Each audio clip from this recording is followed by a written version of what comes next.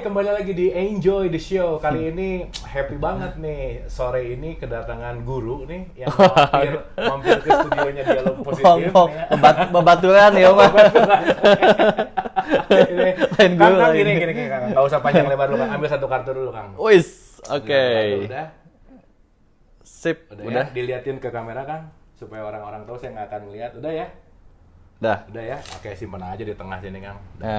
Jadi tadi ngambilnya kan random gitu ya, kita nggak tahu ada di mana, ya kita kocok aja kayak gini gitu. Dan anyway ini kartunya lucu, warnanya biru gitu. Oke. Nah poinnya adalah cara mudah untuk mencari kartu orang yang ngambil random itu tinggal dijatuhin pelan-pelan. Nah, jatuhin pelan-pelan, klik pasti dia loncat ke paling atas, Kang. Oh ya? Pasti. Jadi saya tahu kartu Akang adalah 5 hati. Lain. Oh bukan, ya. Berarti tadi ngenaikinnya kurang tinggi gitu. Jadi bukan 5 hati ya? Bukan. Oh ya udahlah, nggak apa-apa, Kang. Tapi kalau bukan 5 hati ya memang ini harus di retake, kayaknya gagal, Kang. Okay. Nah, tapi ya memang kalau 7 hati sih nggak apa-apa lah ya. Anjir. Gelo. Sudah saya menohon. Oke, Kang Dani Adam. Salah satu founder dari Alpha Zone yang hatur nuhun, Kang, sudah hadir ke Dialog Mini.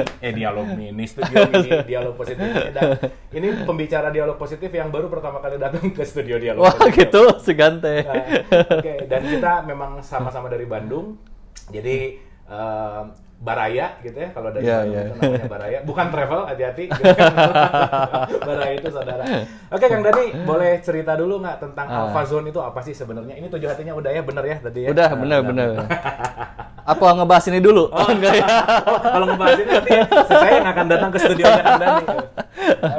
Oke, Alpha Zone. Jadi ceritanya gini, Kak Bu. Jadi ceritanya perjalanan hidup saya sih. Gitu ya. Jadi pada satu momen sekitar 2008 kesini lah ya, bukan kesini, sebelumnya, itu banyak kegundahan, kegelisahan di saya, gitu kan. Oke. Menarik nih ya. Jadi coach yang sekarang jadi coach awalnya pasti mengalami kegundahan dulu ya. Jadi dialami dulu gitu. Iya, kalau saya sih gitu waktu itu. Nah, jadi waktu itu ya kurang kunaon anu salah gitu nya. Anu salah tuh maksudnya tuh ini ada sesuatu yang perlu dibenahi deh gitu. Kenapa? Karena tiap hari hampir marah gitu. Setiap hari hampir marah, gampang kepancing. Ini yang nonton udah mulai gue banget. Kurang pisan ya gitu. Gampang reaktif gitu kan, mau di pekerjaan, mau di di jalanan apalagi gitu kan. Pokoknya waktu itu saya punya pikiran ideal. Orang tuh kudu benar, harus benar pokoknya. Iya, harus benar. Sesuai dengan pemikiran saya waktu itu gitu ya. Nah, ketika saya berusaha untuk membetulkan gitu kan, yang di luar sana yang dianggap saya salah waktu itu ya. Saya malah faktanya tidak ada yang berubah. Ketika membetulkan siapa si A gitu kan, itu kunaon sih gitu kan, atau paling tidak teman-teman pernah nggak di jalanan benar punya keberanian ngasih tahu tukang angkot misalnya gitu ya. Woi ngisi gitu ya. Sing atuh gitu ya, kasih sih gitu ya. Apakah berubah tukang angkot itu? Oke. Misalnya ya, ini tidak semuanya tukang angkot ya, punten ya. Contoh gitu kan. Ini mah ini common terjadi. Bisa tukang angkot atau siapapun. Ya. Bahkan bisa diri kita sendiri ya. Betul. Nah, karena dulu kita merasa benar gitu ya, merasa ideal, terus kita lebih fokus keluar diri kita, menilai di luar diri kita. Terus kita berusaha untuk memperbaiki itu kan. Gitu kan, supaya kan punya cita-cita mah jika pengen pahlawan, nggak benar ke dunia cina kan itu banyak yang I want to change the world gitu. Saya pengen membenarkan dunia dan seterusnya. Sampai pada titik yang saya menyadari bahwa ulang kelak saya dulu yang perlu betulin. Sebelum mengubah dunia itu kan dari hal yang kecil dulu. Jangan ke dunia. Saya ngasih tahu ke pasangan, saya ngasih tahu ke anak aja gitu kan. Meni hese. gimana gitu. Jadi kita halu gitu ya. Oke. By the way, Akang tadi menyadari bahwa ketika saya pengen merubah orang lain, pasangan, anak, hese itu susah gitu ya. Iya. Kenapa bisa? Satu, kenapa bisa begitu? Kedua, kok Akang bisa menyadari harus ke dalam dulu? Gimana ceritanya? Iya, karena faktanya tuh berubah-berubah. Nggak ada yang berubah ya? Iya. Dikasih tahu diulang-ulang nggak berubah. Nah, hanya gitu-gitu ya. Dari pertanyaan kenapa, why? Oke, dan mungkin ini terjadi gitu pada siapapun yang nonton ketika Anda mengalami hal bahwa Anda ngasih tahu ke pasangan, ke istri Anda, ke suami Anda, ke anak Anda, dan tidak terjadi perubahan, there is something wrong. Ternyata ayah nu salah, ada sesuatu yang nggak selaras ya. Ada yang nggak selaras, yang perlu dibenahi gitu kan. Yang perlu dibenahi itu bukan memikirkan apa yang perlu dibenahi dari orang itu ya, bukan begitu. Akhirnya gitu kan, menyadari apa yang perlu dibenahi pada diri saya. Oke, itu keren tuh. Bukan apa yang perlu dibenahi dari dia, tetapi apa yang perlu dibenahi dari saya. Oke. Starting point untuk sadar itu gimana, Kang? Nah, singkat cerita waktu itu saya belajar beberapa di sebuah buku, ada yang ngasih lah gitu kan, tiba-tiba ketika, nah ini unik Kang Abu, kalau kita menanyakan why atau how gitu ya, di dalam diri kita, semesta tuh suka mengirimkan jawaban. Oke. Gitu ya. Ketika kita why how, jawaban datang gitu kan. Bisa dari seseorang, bisa sebuah kejadian. Sehingga kita yang eta tengehkan gitu ya. Tengehkan dengan sesuatu yang selama ini ditanyakan gitu kan. Terus ada yang ngasih buku gitu kan. Nah, waktu itu adalah sebuah buku yang mungkin teman-teman juga baca juga dulu ya, ada The Secret ya, gitu ya, pola-pola tentang law of attraction, terus kuantum ikhlas, ya kan. Pokoknya buku-buku yang membawa kesadaran yang seperti itulah gitu kan. Nah, mulai saya pahami gitu kan, memahami, berarti memang kenapa kejadian yang seperti ini itu adalah andil dari diri kita sendiri kan. Jadi mulai berpikir yang kalau begitu orang langsung diubah gitu ya. Nah, mulailah saya bukan move out tapi lebih move in. Ini keren nih. Bukan move out tapi move in. Move in. Nah, itu garis bawah ya, catat.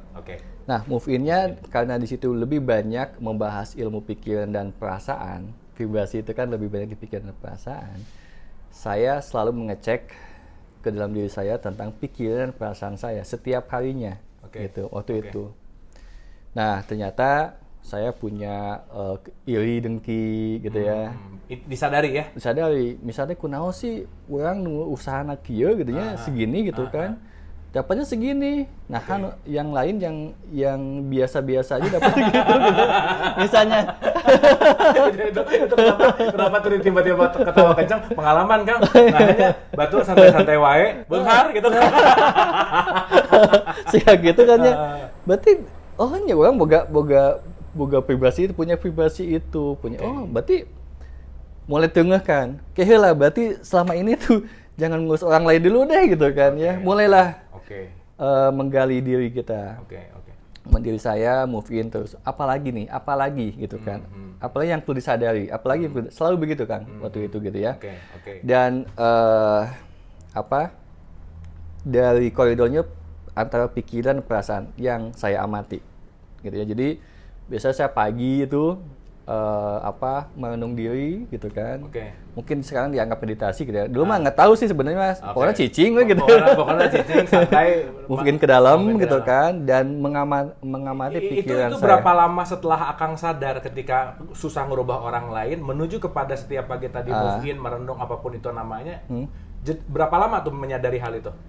Dari pertama kali, kayaknya ada yang salah nih kalau saya ngerubah orang lain nggak bisa. Nggak lama sih. Ya, nggak lama. Karena kan baca buku dan ada indikator-indikatornya. Yang ini, iya.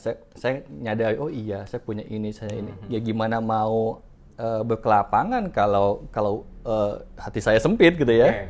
Pikiran saya sempit dan sebagainya. Nggak sinkron. Keren. Itu tadi keren. Gimana mau berkelapangan kalau hatinya sempit. Nah, itu tuh quotes tuh. Nggak sinkron gitu. Nggak sinkron, berarti kan bahwa yang kejadian ke saya lagi dalam kehidupan saya tuh diperlakukan masa tidak adil gitu ya. Secara finansial ya kurang oke lah gitu kan. Terus itu juga ngaruh sama finansial pasti ya Kang? Ngaruh. Penerimaannya? Belum secara keluarga, relationship kurang begitu asik gitu ya, komunikasinya gitu ya. Pekerjaan juga sama teman-teman juga ada tegang gitu, gitu ya. Ini kebanyakan hal. Banyak beda pendapat ya. Beda pendapat tapi kalau jadi emosi yang gimana ya, nggak enak, khawatir, nggak nyaman kan nggak bagus ya. Betul. Sampai ke kesehatan. Jadi saya tuh dulu sering tipes. Sering tipes? Iya. Ntar Kang. Padahal saya terapis dulu tuh. Ntar gini. Jadi mentalitas itu pengaruh ke kesehatan. Jadi salah satu kenapa kita atau Akang tadi sering tipes, salah satunya adalah vibrasi itu tadi. Iya. Gitu. Jadi, mulailah saya tuh mengamati yang dua itu kan. Mengamati itu dijalankanlah. Saya selalu tiap hari mengamati yang dua itu. Mulailah saya juga mengamati tindakan saya, sikap, gitu kan. Ini yang membuat saya jauh lebih tenang, gitu kan. Terus ternyata ada lagi yang saya dengarkan. Kalau saya ngomong begini, kalau saya mengungkapkan ini, karena waktu itu udah mulai ngerasain vibrasinya tuh lebih paham lah indikatornya gitu ya. Mana yang on the track, mana yang nggak tuh terasa. Ya, karena kan sering mungkin ke dalam gitu kan. Saya ganti-ganti, lamun saya sikap kieu kumaha? Tenang. Kalau saya sikap kieu kumaha? Bergejolak gitu. Nah, itu susah kan? Gimana bisa ngerasain gitu? Sebenarnya gampang. Sebenarnya gampang. Gampang, Abu. Oke. Misalnya nih, Kang Abu punya atau teman-teman nih gitu ya. Ada sebuah tantangan nih yang dihadapi. Kan ada bedanya kalau berpikir melakukan A, rasanya apa? Gitu ya. Kalau lakukan, kan ada pokoknya gini, paling gampang. Kalau melakukan secara konstruktif, rasanya gimana? Kalau merasakannya kita melakukan dan berpikir lebih destruktif, kan gimana? Rasanya beda juga. Maksud saya tadi susahnya gini Kang, sangat susah ketika kita, bukan kita ya, saya nih, saya di dalam keadaan itu menyadari bahwa saya sedang destruktif misalnya. Itu maksud saya pertanyaan bagus ya. Gitu kan? Benar. Lagi ego nih Kang. Buat saya ketika ego hadir, saya sadar saya lagi ego. Benar. Gimana tuh? Caranya itu adalah, jadi ketika waktu itu akhirnya saya secara alamiah bisa keluar dulu dari konteks yang saya hadapi. Keluar dulu ya. Sehingga saya bisa melihat si tantangan ini ya. Terus ada pilihan mau bertindak konstruktif atau destruktif gitu ya. Sayanya ada di sini. Ini kayak baju nih ya. Kayak milih baju, nu iya atau nu iyanya gitu. Berarti saya keluar dari pikiran dulu. Betul. Jadi ini pikiran sebagai pengamat, sebagai observer. Berarti gimana cara untuk kita keluar dari pikiran, Kang? Nah, menyatakan aja. Jadi menyatakan, saya lepaskan ini, saya lepaskan ini, saya lepaskan ini. Misalnya lepaskan urusan saya yang sekarang saya hadapi. Saya lepaskan. Jangan dipikirin loh caranya kumaha. Karena itu bukan ranah pikiran ya? Karena bukan. Jadi alam kesadaran, ya kita consciousness ya, main di sini. Itu akan ngerti ketika dibilangin, saya pasrahkan. Bahasa nih. Teman-teman kan udah menyadari ketika saya pasrahkan segala urusan saya. Lebih tenang nggak biasanya? Iya benar Kang. Ya kan? Ngerti loh kok makna itu tuh. Ini lagi mumet nih ya. Ini let's say di kejadian nyata nih. Ini mungkin juga bisa dicoba gitu. Lagi mumet, lagi stres, lagi capek, lagi apa. Saya pasrahkan gitu. Iya. Oh iya sih. Iya kan? Ada sesuatu yang lepas. Terpisah, lepas gitu ya. Terus itulah diri sejatinya justru. Si observer. Kalau di bahasa spiritualnya guru sejatinya adalah itu gitu. Oke. Ya. Nah, udah lepas tuh. Lepas. Nah, mulailah. Melepas ini kita jadi mengobservasi ini. Yes. Melepas dan mengobservasi ini apa kaitannya sama Alpha Zone yang Akang rintis, Kang? Nah, Ya, oke. Jadi akhirnya dalam menyikapi yang dulu yang sering yang biasanya reaktif ya, responnya kurang sehat lah ya, cenderung destruktif ya, terutama destruktif terhadap diri sendiri ya, lebih terkendali. Kenapa? Karena kalau dulu mas saya jadi kuda dan jadi kuda juga, jadi kuda yang kuda tuh nempel gitu, ngerti nggak? Sekarang mas sudah bisa jadi joki nak gitu. Oke. Iya. Oke. Nah ini menarik. Ada kuda, ada joki. Ada joki. Kuda tuh pikiran.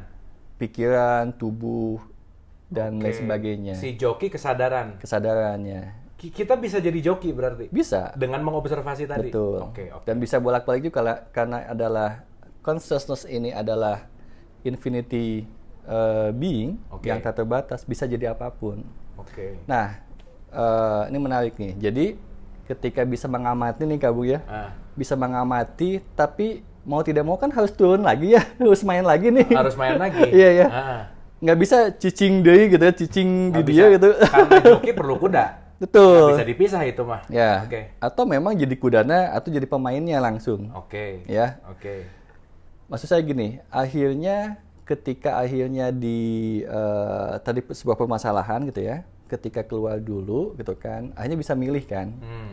Bisa memilih keputusan-keputusan atau tindakan yang setidaknya lebih relatif konstruktif lah gitu ya. Lebih sehat lah gitu ya. Lebih mempunyai vibrasi yang tenang. Ya. Oke, ini pengalaman saya adalah salah satu yang membuat kita tenang pun adalah keluar dari benar dan salah. Keluar. Jadi benar salah tuh kuda banget. Itu konsep kan? Konsep. Oke. Karena kan kalau kayak gini pertanyaan, kalau nanti saya salah milih kumaha? Berarti yang sedang berbicara seperti itu kesadaran atau pikiran? Kalau nanti saya milih pikiran. Iya. Iya kan? Kalau saya salah milih. Kalau salah milih. Iya. Oke. Karena salah milih itu kan konsep. Nggak ada yang salah sebenarnya ya? Kalau di kesadaran nggak ada. Ya maksudnya apapun yang terpilih, yaitu realitas dan terjadi. Iya. Jadi di kesadaran itu adalah lebih ke menerima.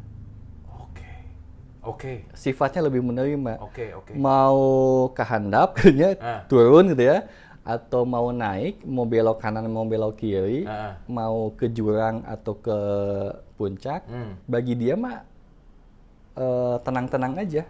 Oke. Ya. Tapi kalau saya pikiran gitu kan, mau ke jurang, oh jangan dong gitu kan, maunya ke puncak gitu. Tapi kalau ke jurang jadi jatuh kan? Bagi si kesadaran mah enggak.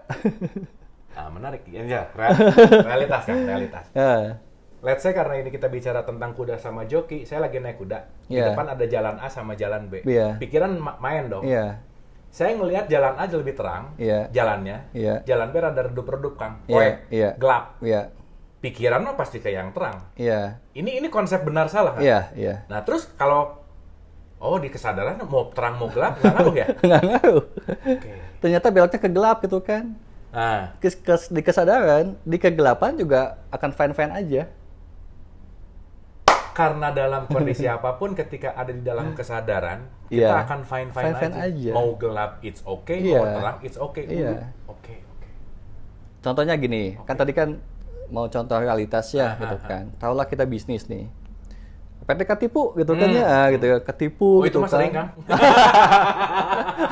Sarua.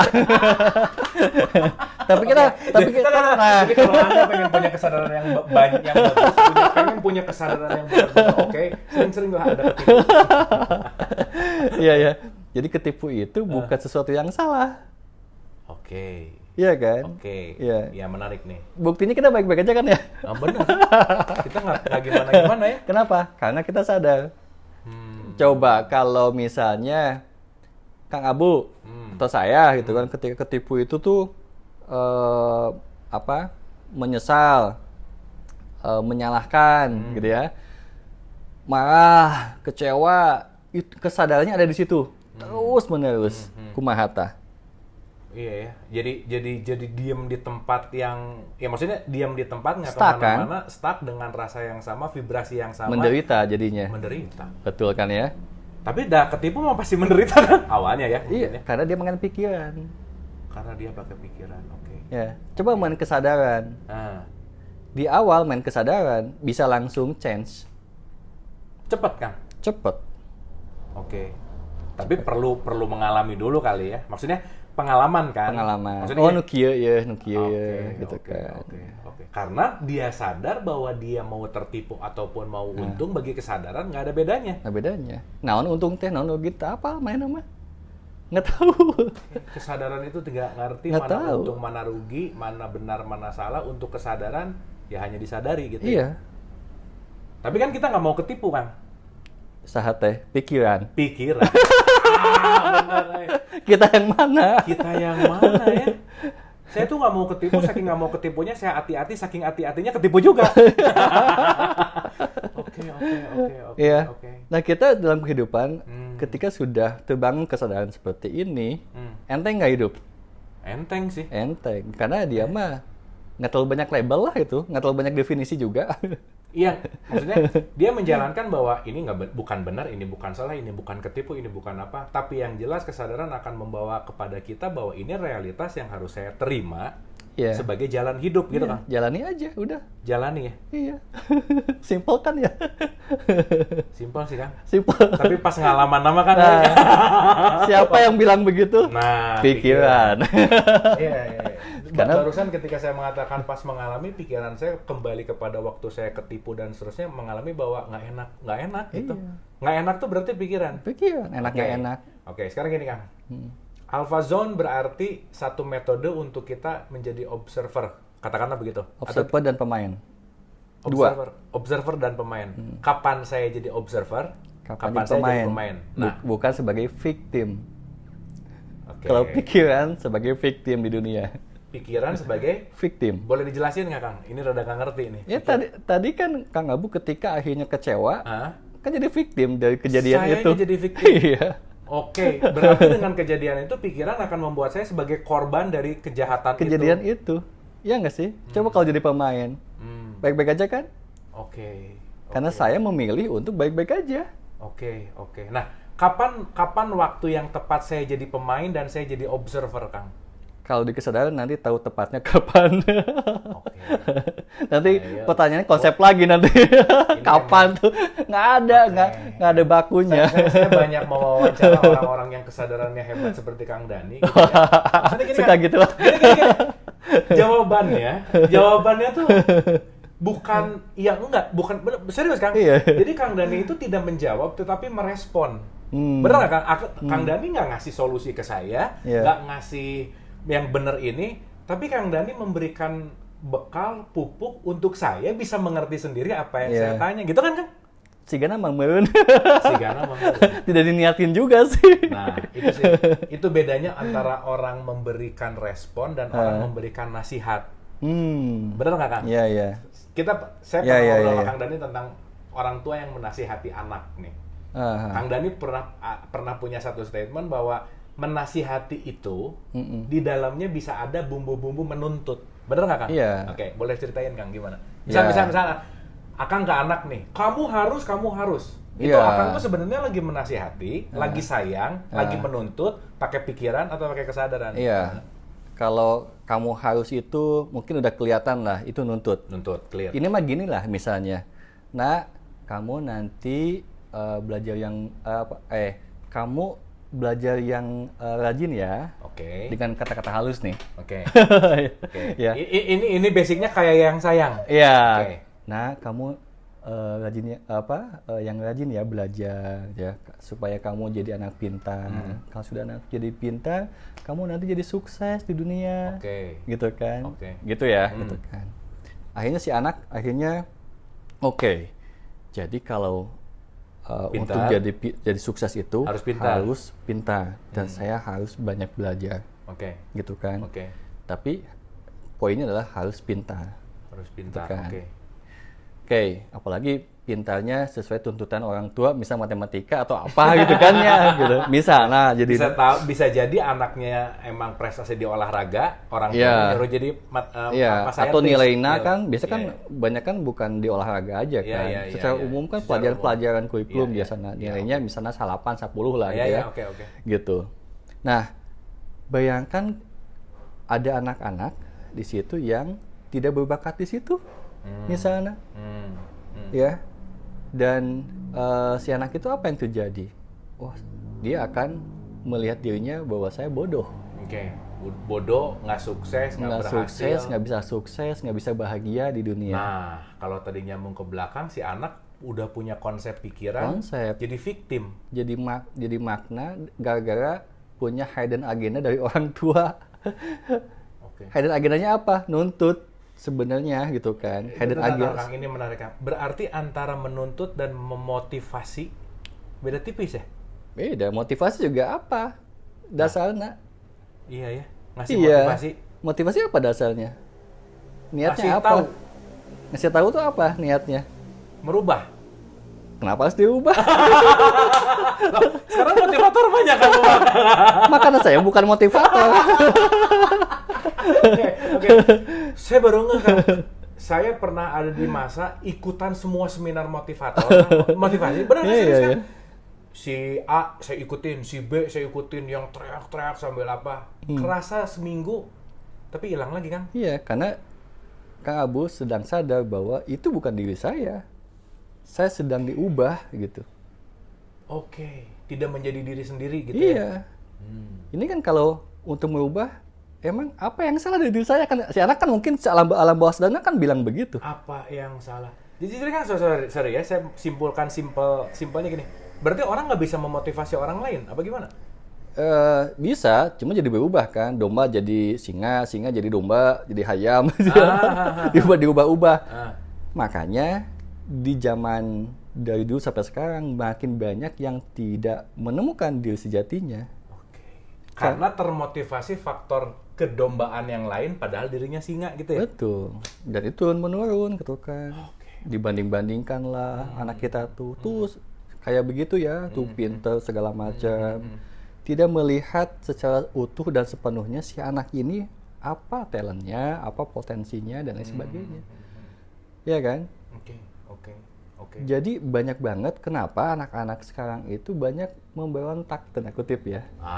Karena dia ini menarik sedang merasakan dalam dirinya adalah tidak menjadikan tidak diterima seutuhnya dan tidak menjadi dirinya.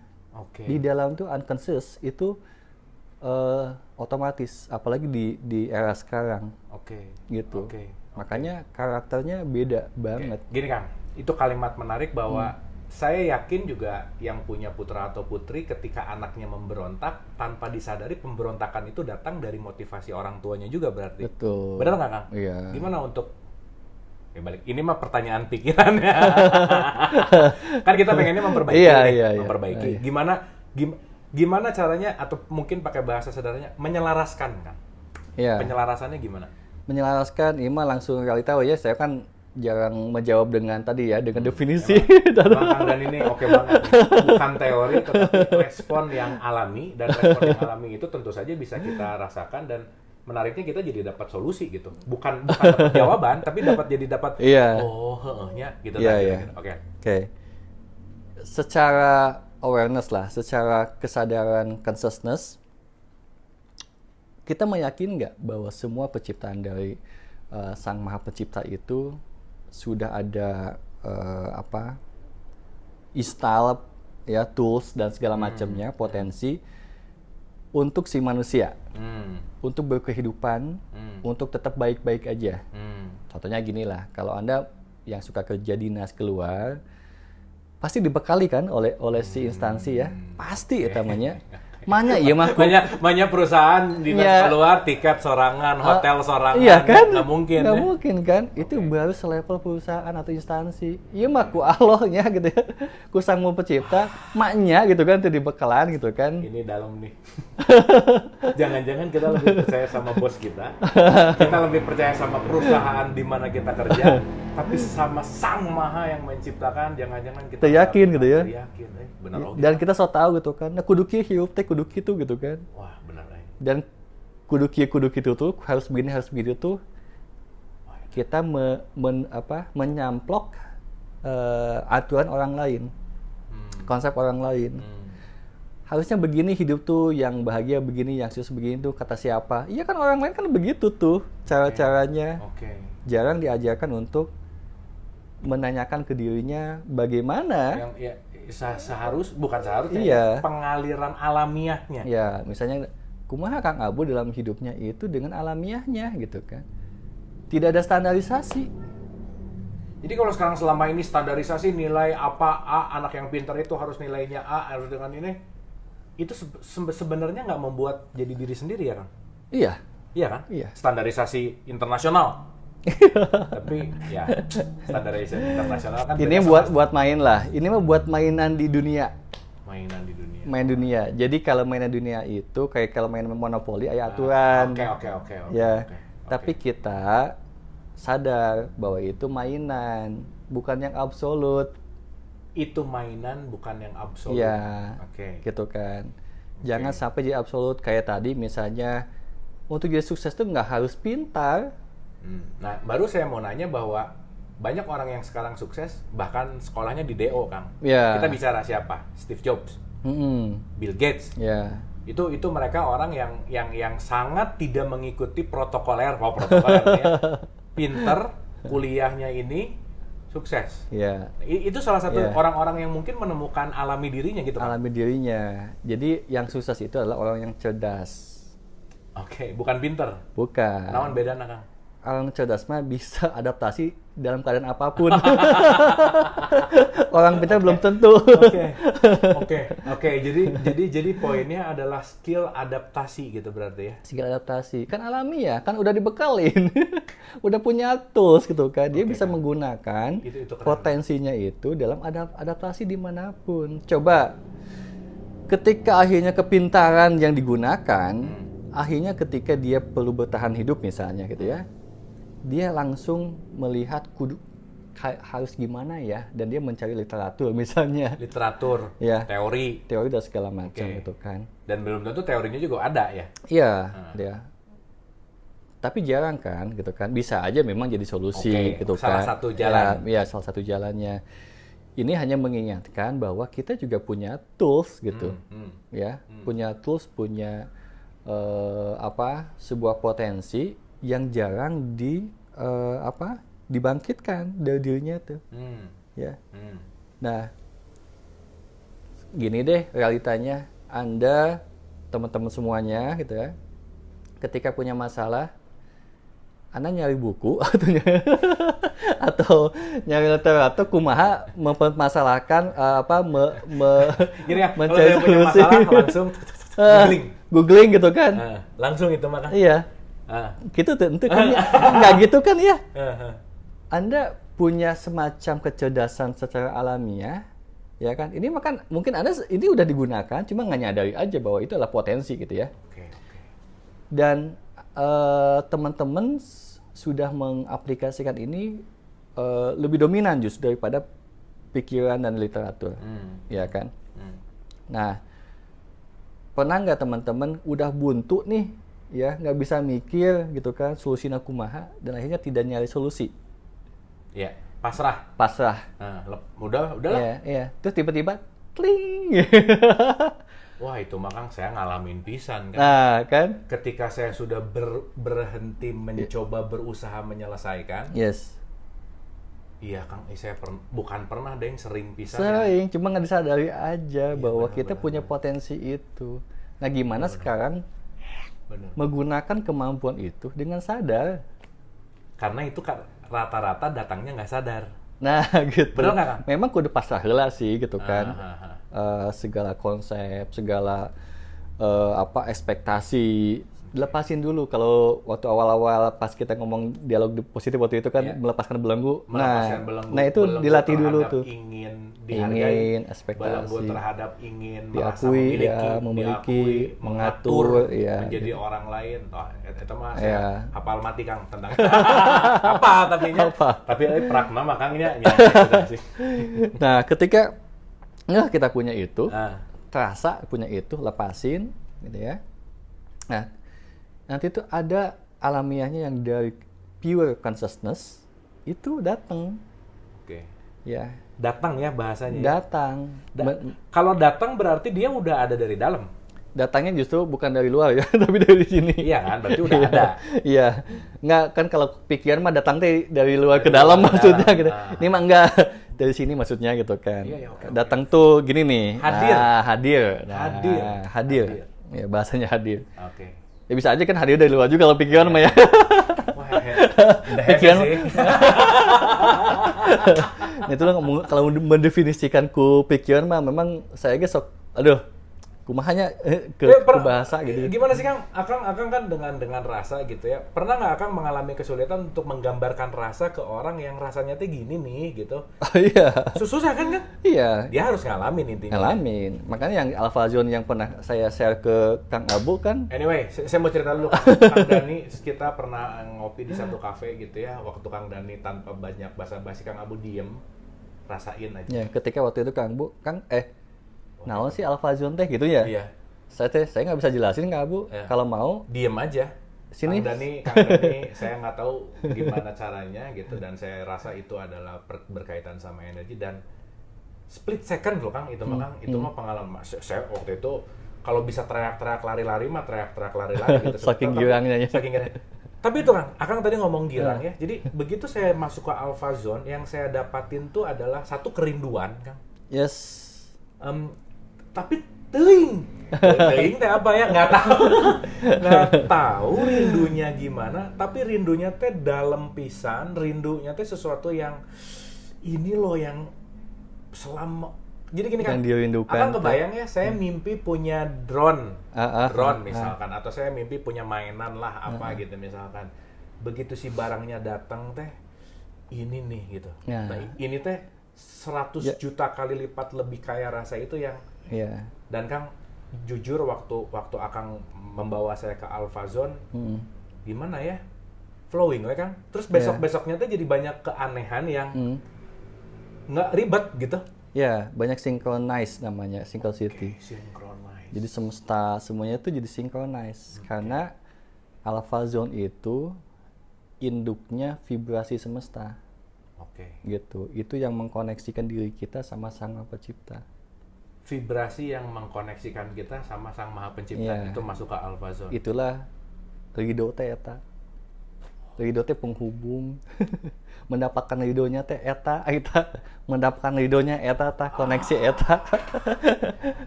Nggak tahu, selama ini nggak tahu nggak arti ridho yang sebenarnya. Nah, gini. Akang tadi ngomong ridho teh kan hidup untuk mencari ridho Allah, hidup untuk mencari bias ya? Bias kan? Maksudnya? Ya maka rasa. Oh itu. Ridho teh dapat konektivitas yang akhirnya selaras dengan vibrasinya semesta melalui, wah ini kalau didefinisikan lah ya, ini mah apa yang saya rasain menurut experience saya bahwa ya ngerti sih sekarang arti dari ridho itu adalah rasa yang kemarin pernah saya rasain gitu. Itu teh diridoi berarti ya? Ya. Ridho gitu ya, diridoi kan, nyambung gitu ta. Berarti kalau misalnya ridho, radio, koneksi, bahasa Arabnya di nyambung wae, ridho radionya. Ya. Jadi maksudnya antara si yang memancarkan dan yang menerima, konektivitasnya nyambung, yang memancarkan ngomong A, yang menerima ngomong A. Itu ridhonya. Nah, si alfa ini adalah sebuah frekuensi induk dari semua frekuensi. Mun radio teh mah aya AM ya, atau semua radio lah, stasiun OS ada Ardan segala macam. Nempelnya di mana dia nempelnya? Nempelnya di induk eta ta. Sehingga ada OS, ada Ardan, ada Dahlia. Nah, segala macam kan. Ada OS, ada Ardan, ada Dahlia. Ini kan banyak frekuensi. Iya. Nah, si Ridho di mana? Eta garis eta. Garisnya. Ya. Nanti bisa keluar OS, bisa keluar Ardan, bisa keluar. Betul. Selama ini ketika akhirnya di dunia jadi OS ya, menganggap dirinya OZ. Padahal induk nama eta gitu kan, yang bisa menghubungkan kita dengan semua hal. Adalah itu, makanya nggak wajar ketika sudah mendapatkan si zona itu, si rasa itu dinamain alfa lah gitu ya. Terserah sih nama naonnya. Tapi Kang Dani menamakan sebagai metode kan, ya tetap aja kan maksudnya gini. Karena filosofinya gini, ada filosofinya kan. Alfa itu memang kalau di gelombang otak dia gelombang tenang namun waspada. Tenang namun waspada. Ya, sadar dan waspada. Itu alfa, ya. Kalau di militer, di sebuah kelompok, alfa itu pemimpin. Jadi dia di kehidupan sehari-hari kita perlu mengendalikan diri dari pemimpin bagi diri kita sendiri. Itu di alfa. Kan sebagai manusia khalifah. Pemimpin bagi dirinya sendiri dan kita diminta pertanggungjawabannya juga kan. Jadi memimpin, ya. Terus alfa itu lamun teu sakola kabur gitu kan. Alfa. Bolosnya. Bolos. Tapi yang ketidakhadiran. Nah, keakuannya. Keegoannya. Gitu. Tadi itu belenggu-belenggu teu keegoan kan. Teu hadir. Nggak hadir. Nggak hadir. Jadi, bolos teu naon. Itu mah alfa yang bagus. Anyway kan ada beta, alfa, theta. Kalau theta gimana? Kalau theta mah ini bahasan gelombang otak. Kan ini bukan bahasan gelombang otak. Beda. Ya, biasa nih ya. Oke. Oke Kang, sekarang straight to the point. Gimana kalau ada orang-orang, teman-teman yang menyaksikan ini pengen mengalami apa yang saya alami kan? Saya beruntung bisa ketemu Kang Dani nih. Yang nonton di sini kan belum tentu bisa ketemu Kang Dani nih. Gimana caranya, Kang? Kontaknya atau akan ada satu pertemuan. Anyway, Kang Dani akan hadir di Dialog Positif. Jadi stay tune di Dialog Positif, nanti kita akan banyak bicara tentang itu. Nah, boleh dikasih informasi sama teman-teman di sini yang pengen gini ya, saya ngomong kan gini. Saya tuh di alfa yang pernah Kang Dani berikan atau Kang Dani alirkan mungkin lah lebih tepatnya ya, saya lebih ngerasa fulfill kalau bahasanya utuh. Kalau bahasanya kalau di mindfulness juga. Mindfulness lah ya kalau pakai bahasa kerennya. Kalau lagunya Dira Sugandi itu siapa yang di depan kaca gitu ya, apakah dia utuh atau enggak. Nah, saya susah menggambarkannya, tapi waktu itu dan setelahnya Kang, itu yang saya WhatsApp ke Kang nahanya jadi aneh, Kang nahanya jadi kieu. Tapi aneh di sini bukan hal ini saya mau ngomongin pakai bahasa dunia gitu ya, bukan hal yang buruk gitu, tapi yang asalnya jadi agak ribet untuk nentuin schedule, untuk nentuin ini, santai we gitu, flowing we gitu. Nah, gimana Kang kalau teman-teman mau mengalami dan merasakan ini, kemana mereka harus kontak dan harus menghubungi? Memang idealnya ketemu langsung ya. Jadi biar bisa ada interaksi rasanya kumaha gitu ya. Ada memang secara Kang Abu mah kan memang punya perjalanan yang sudah lumayan stabil nih gitu kan. Babaturan orang gitu ya. Jadi lumayan. Jadi ketika langsung saya ajak ke sana itu saya tanpa babibu langsung sok lah, dan Kang Abu siap. Siap. Nah memang ada beberapa yang nggak siap Kang Abu karena pikirannya main menganalisa dan segala macam. Jadi nggak semuanya bisa langsung masuk Kang ya? Nah itu diperlukan beberapa sesi di saat itu juga sih. Misalnya langsung yang sudah ngerasain. Nanti kan dia cerita nih. Ada yang masih merasa menganalisa dan lain sebagainya, siapa? Menganalisa ya itu. Ya gitu kan, siapa? Nanti terus dilakukan lagi sampai ngeh. Jadi akhirnya minimal dia paham mana yang pure consciousness atau si alpha zone itu sendiri, mana si pikiran yang selama ini kita dikendalikan oleh dia gitu selama ini tuh. Ya kita lebih paham gitu kan, sehingga outcome-nya di kehidupan sehari-hari, akhirnya dia lebih sadar. Kang, saya penasaran sama, berarti pikiran ditekan gitu? Bukan ditekan, disadari. Kalau apa gimana ya Akang teh bahasanya? Kalau ditekan tuh masih nempel. Masih nempel, iya mah lepas. Lepas ya. Okay. Bukan menekan pikiran, bukan memaksakan pikiran, tapi mengamati. Iya. Kemana teman-teman harus mau? Kemana ya? Ini mah Akang kan punya. Oke. Oh iya. Boleh kalau memang belajar ke tempat praktek saya di Tanah Kusir. Oke. Tepatnya di Jalan Pahlawan nomor 10. Nomor 10. Kan? Ya, kontak saya atau manajer saya itu kan. Oke. Nanti mungkin di sini ada caption. Kang Dani bisa dihubungi lewat Instagram? Boleh. Apa Instagramnya? Dani Coach Dani underscore Dani Adam. Coach underscore Dani Adam. Ya, follow aja langsung. Ya, atau di wadahnya alphamovement.id. alphamovement.id. Ya, di situ ada nomor telepon apa dan lain-lain. Ada kalau memang mau konsultasi? Yang adminnya untuk janjian segala macam itu di situ. Itu. Tapi kalau mau DM saya langsung juga aman. Silakan, welcome. Ya. Oke, Kang Dani. Gitu. Ini great talk. Nuhun pisan Kang Dani. Sami-sami. Jadi Kang Dani dengan bersukarela datang dari Cinere. Cinere kan ya Kang? Iya, Pondok Cabe tepatnya. Pondok Cabe. Ya, dempetan lah. Pondok Cabe Cinere. Dari Pondok Cabe. Ngelewatin tol ke Bandung, ke studio Dialog Positif. Asik nih tempatnya. Ternyata iya jadi dia tempat ngedit video teh. Ternyata iya gitu ya. Ini Kang Dani, saya sih pengen apa ya, bertestimoni bahwa pertama mau bersyukur gitu ya, karena kehadiran Kang Dani jadi teman saya juga bukan kebetulan pasti kan? Yes. Bukan ujug-ujug lah. Bener nggak Kang? Jadi kita sadari bahwa tadi di highlight banget bahwa begitu kita meniatkan semesta akan merespon, dan Kang Dani ini salah satu respon semesta yang buat saya real. Buat saya ini adalah sesuatu yang begitu. Ada pepatah yang mengatakan kalau murid siap, guru datang. Tah, kumaha kurang edan ya. Murid siap, guru datang. kasarnya adalah dengan belajar menerima, mengobservasi itu akan ya balik lagi ya kalau kita mau bikin secara standar dunia good quality of life misalkan, kita mau ngomongin itu gitu. Tapi good quality of life itu bukan masalah konsep harus.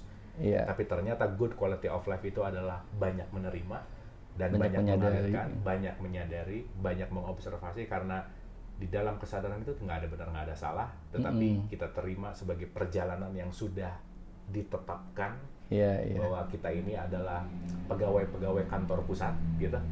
Yang kantor pusatnya maha kantor pusatnya yaitu Allah itu sendiri gitu, pasti menjamin gitu. Itu kira-kira ya Kang ya? Iya, ini barusan ada ide. Kalau memang teman-teman mau belajar nih, ya nanti responnya seperti apa Kang Abu ya? Ya udah kita ngadain aja Kang Abu ya. Nggak tahu kapan mungkinnya gitu kan. Saya sama Kang Dani ini sebenarnya masih dalam perbincangan, tapi kita mau bikin sesuatu yang tadi kita udah ngobrol bahwa pertemuan awal 3 jam cukup ya Kang ya? Ya kalau pengen masain Alpha Zone sendiri, ayo. Bisa ya? Bisa ya. Oke, jadi nanti kalau mau langsung ke Kang Dani bisa langsung secepat-cepatnya DM, tapi insya Allah mudah-mudahan didoakan saja kita mau bikin sesuatu yang nanti arahannya ke situ. Poin pentingnya adalah kita sama-sama belajar menuju kepada kesadaran yang lebih baik. Itu poinnya. Kang Dani, nuhun pisan. Atur nuhun pisan. Nuhun. Udah jauh-jauh datang. Sami-sami ya. Final statement Kang biasa Kang. Apa pesan dari kesimpulan dari pembicaraan kita hari ini? Iya. Kesimpulannya nggak ada kesimpulan, jalanin aja hidup. Anjir, itu keren bisa. Kesimpulannya nggak usah terlalu teoritikal, nggak usah terlalu apa, tapi just enjoy gitu ya. Oke, teman-teman, terima kasih sudah menyaksikan perbincangan kami. Mudah-mudahan ada manfaatnya. Sekali lagi Kang Dani terima kasih banyak. Hatur nuhun pisan, sehat-sehat Kang Dani. Sami-sami. Kita doakan Kang Dani selalu berkreasi untuk menjadi cermin kesadaran siapapun yang hadir dan siapapun yang diperjalankan Kang Dani untuk menuju siapapun gitu. Sami-sami. Terima kasih, stay alpha dan tetap selalu di dalam ridho. Kita hari ini tahu apa itu ridho Allah.